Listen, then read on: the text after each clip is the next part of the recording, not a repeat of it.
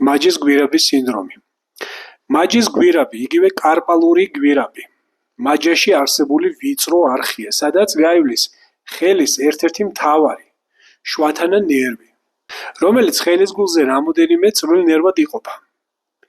ის უზრუნველყოფს ცერა, საჩვენებელი, შვათითისა და უსახელო თითის გრძნობელობას.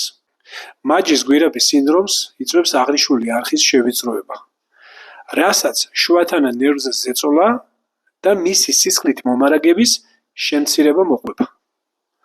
მაჯის გვირაბის სინდრომი ვითარდება იმ პირებში, ვისაც ხშირად მაჯისა და მტევნის მძიმე სამუშაოების შესრულება უწევს, ასევე სპორტსმენებში, შაქრიანი დიაბეტით დაავადებულებში და იმ პირებში, ვისაც მიღებული აქვთ სხივმაჯის არის ტრავმა.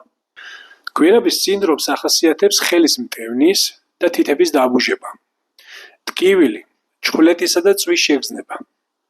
თავდაპირველად ეს სიმპტომები მსუბუქი ხარისხით იჩენს თავს. შემდეგ კი მუდმივად შემაწუხებელ ხასიათს ღებულობს. დიაგნოსტიკის მიზნით ეფექტურია გვირაბის არხის ეკოსკოპიური და კიდურის ნეირომიოგრაფიული კვლევა. მკურნალობა.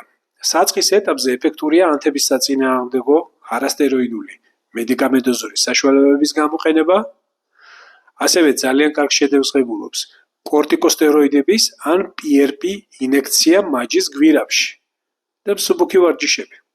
აგრეთვე შეუდარებელია ფიზიოპროცედურები, კერძოდ მაგნიტოთერაპია, ულტრაბგერითი თერაპია და არტყმით ტალღოვანი თერაპია.